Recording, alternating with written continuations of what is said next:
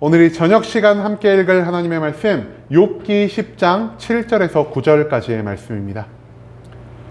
욥기 10장 7절에서 9절까지의 말씀 총 3절이라 모두 다 같이 한 목소리로 말씀 읽도록 하겠습니다. 욥기 10장 7절 말씀부터 다 같이 읽도록 하겠습니다. 주께서는 내가 악하지 않은 줄을 아시나이다. 주의 손에서 나를 벗어나게 할 자도 없나이다. 주의 손으로 나를 빚으셨으며 만드셨는데 이제 나를 멸하시나이다. 기억하옵소서. 주께서 내 몸 지으시기를 흙을 뭉치듯 하셨거늘 다시 나를 티끌로 돌려보내려 하시나이까. 아멘. 오늘 이 시간 우리는 고통 속의 독백이라는 제목을 가지고 오늘 우리가 읽은 하나님의 말씀 함께 나누는 시간 갖도록 하겠습니다.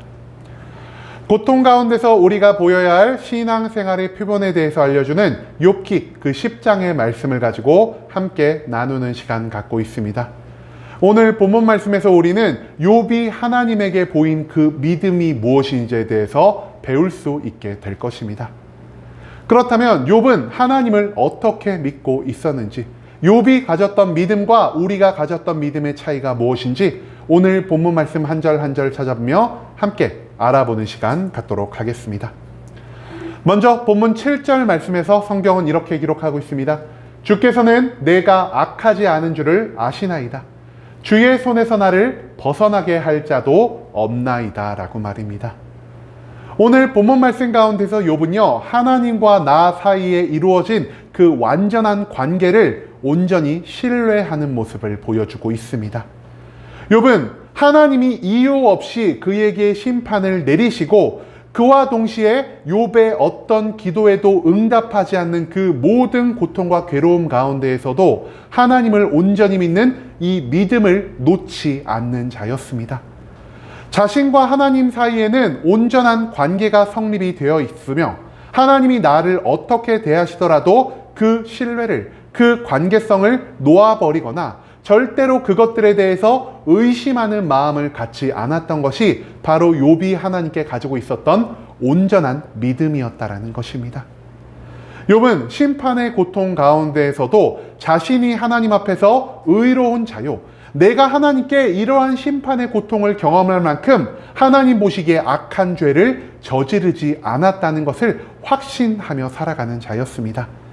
단지 욥이 이 모든 기도 가운데서 하나님께 무언가를 탄식하듯 계속 기도하는 이유는요, 나에게 주어진 고통과 괴로움이 너무나 중한 것이었기 때문에 내가 탄식함이 없이는 나의 고통을 잊을 수 없으며 내가 탄식하는 방법이 아니고서는 하나님께 도저히 기도를 이어나갈 힘을 얻을 수가 없었기 때문이라는 사실을 우린 또한 잊지 말아야 할 것입니다. 또한 우리는 이 말씀 속에서 욥이 단순히 내가 처한 고통의 심판을 빠르게 해결해 나가기 위해서 하나님 보시기에 좋지 않은 모든 방법들을 동원하지 않고 있다는 것을 찾아볼 수가 있습니다. 욥은 단순히 고통에서 벗어나기 위해서 온갖 미사여구를 다해 하나님께 아첨하는 모습을 보이지도 않고요.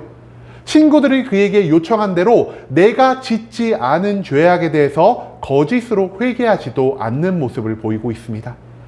단지 욥은요, 내가 처한 모든 상황에 대해서 진실하게 하나님께 아뢰고 있고요. 내가 느끼는 모든 감정에 대해서 단 한 개의 거짓이나 위선을 섞지 않고 솔직한 마음으로 하나님께 모든 것들을 아뢰고 있는 참된 믿음의 모습을 보이고 있다는 것을 우리가 이 7절의 모든 말씀을 통해서 찾아볼 수가 있다는 것입니다.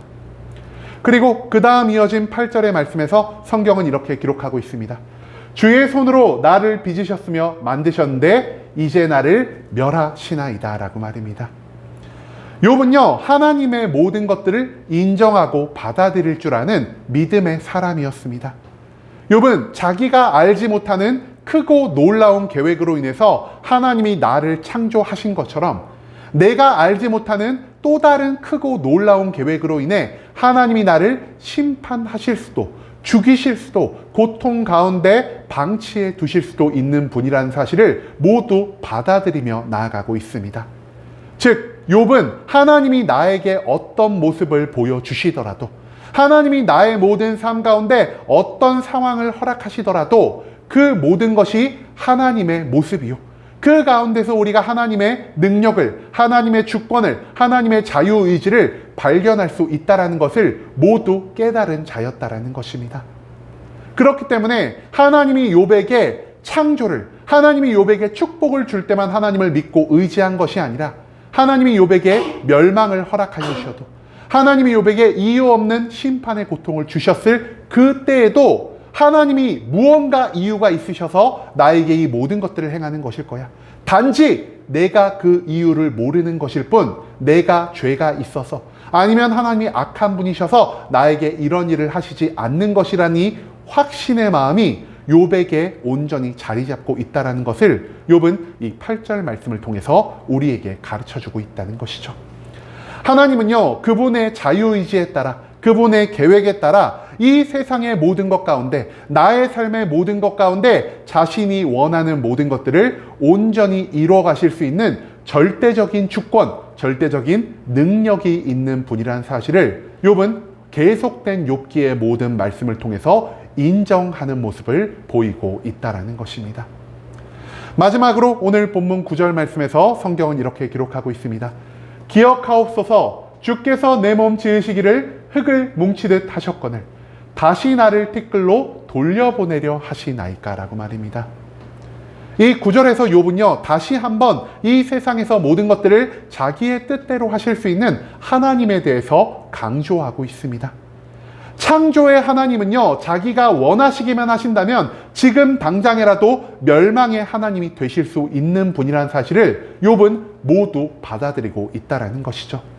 즉 우리가 무엇을 경험하더라도 그것은 하나님의 능력과 의지가 깃들어 있는 것이며, 하나님이 자신의 뜻대로 이 세상의 모든 것들을, 나의 삶의 모든 것들을 주관하여 가실 때 우리 인간들은 하나님께 불평과 원망을 할 수 없는 존재요, 하나님의 모든 주권에 저항조차 할 수 없는 연약하고도 한계가 있는 존재라는 사실을 욥은 오늘 본문의 전체적인 내용을 통해서 우리에게 알려주고 있다는 것입니다. 다만 이 모든 고통과 괴로움 가운데서 욥이 계속해서 하고 있는 것 무엇이죠? 앞서도 언급했지만 욥은 계속해서 하나님 앞에, 그리고 친구들 앞에 탄식의 기도를 하고 있습니다. 탄식함의 기도가 아니고서는 내가 도무지 이런 고통과 괴로움의 상황에서, 절대적인 절망의 상황에서 하나님을 향한 끝없는 기도를 유지해 갈 수 없다는 것을 욥은 깨닫고 있었기 때문입니다.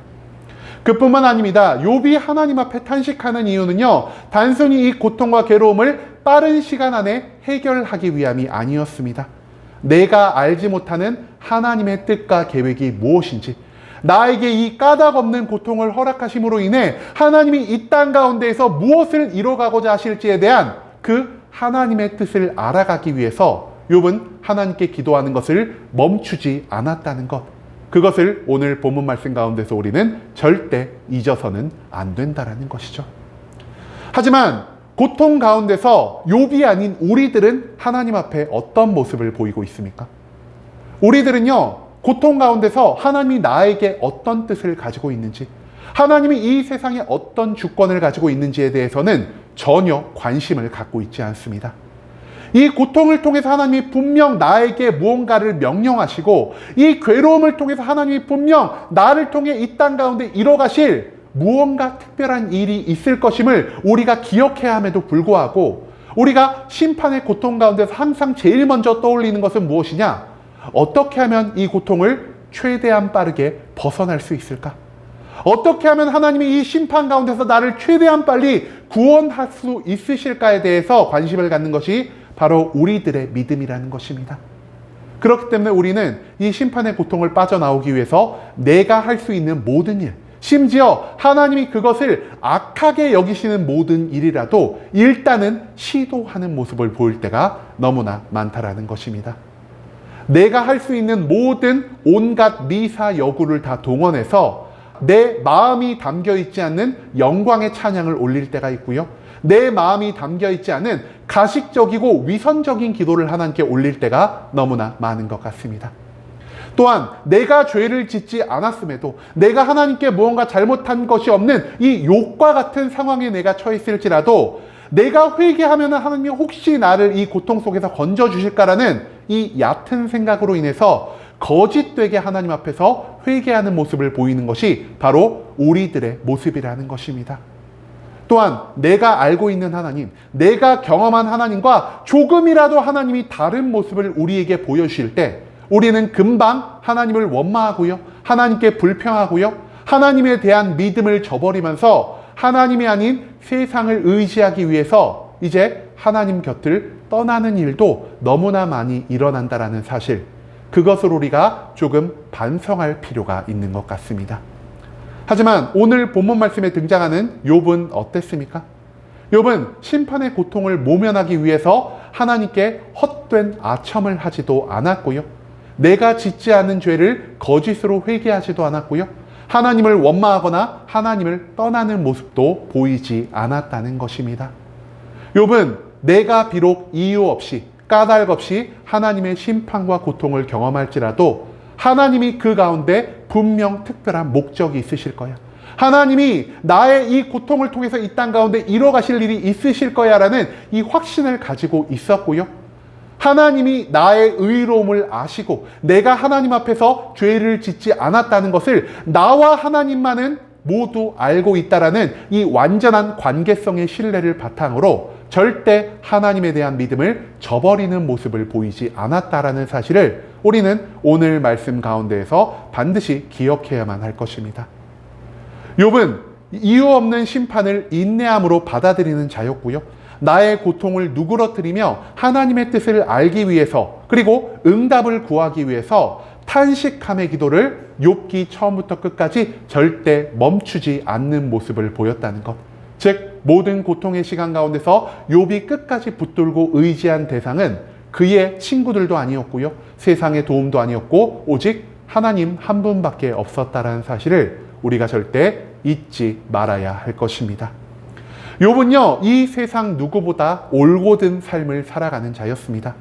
하나님 앞에서 부끄러운 일을 하지도 않았고요, 나의 고통을 최대한 빠르게 이겨내기 위해서 하나님이 기뻐받지 않으시는 거짓 회개와 같은 어리석은 일에는 손을 대지도 않는 자였습니다.